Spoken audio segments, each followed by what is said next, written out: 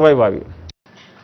आणि नगर परिषद नगरपंचायत निवडणुकीचा प्रचार आता शिगेला पोहोचतोय। रणधुमाळी जोरात वाढते जसा मतदानाचा दिवस समोर येतोय तसा, आणि त्यातच राजकीय शेरेबाजी देखील बघायला मिळते। एमआयएमचे नेते ज्यांनी आता शेरेबाजी केलेली आहे, इम्तियाज जलील यांनी महायुतीवर त्यांनी टीका केलेली आहे। मुस्लिम मतांकरता फडणवीस आणि एकनाथ शिंदे यांनी अजित पवारांना पुढे केलंय असा आरोप इम्तियाज जलील यांनी केलेला आहे।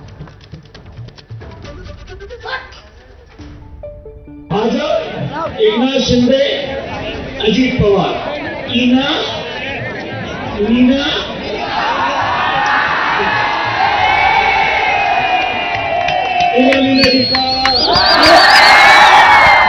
मीना को दिया वोट तो मीना जी का खुश, मीना को वोट तो मीना जी का खुश, और मीना को दिए तो मीना मीना। बातें की बात हुई है, मीना मीना आउट हो गए तो मीना मीना ने बोले टीका, दादा तुम चले जाओ, ये कौम की जिम्मेदारी हम तुम्हारे ऊपर देते हैं। आणि आता बातमी गोंदियामधून आहे। गोंदियामध्ये नाना पटोले आणि त्यासोबतच चंद्रशेखर बावनकुळे यांच्यामध्ये आता जोरदार जुंपल्याचं चित्र बघायला मिळते। आणि याला कारण नाना पटोलेंनी एक वक्तव्य केलं होतं, ज्यावरून आता मंत्री बावनकुळे यांनी त्याला प्रत्युत्तर दिलं।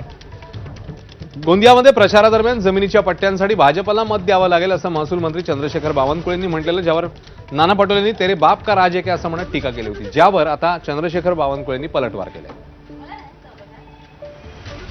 क्या एक मंत्री आया था बावनकुळे, वो बोल रहा था कि तुमने हमको चुनके नहीं दिया तो पट्टे नहीं देंगे, तो तेरे बाप का राज है। अरे मुख्यमंत्री और मंत्री भी जेल में गए, फिशिंग फिशिंग फिशिंग। ये कौन से खेत का मूल्य है? बेईमानी से चुन के यार यहाँ पे लोगों को धमकाते। हमारे गोंदिया के लोग किसी के धमकाने से डरते क्या? माझ्या वडिलाचा माझ्या बापाचा उल्लेख करून जर नाना पटोले हे निवडणूक जिंकण्याचा प्रयत्न करत असेल तर तो त्यांना महागात पडणार आहे। जनता धडा शिकवेल। आता बातमी संगमनेरमधून येते। संगमनेरमध्ये नगरपालिकेची निवडणूक चांगलीच रंगात आली आणि इकडे शिंदेंची शिवसेना आणि त्यासोबतच काँग्रेसचे ज्येष्ठ नेते बाळासाहेब थोरात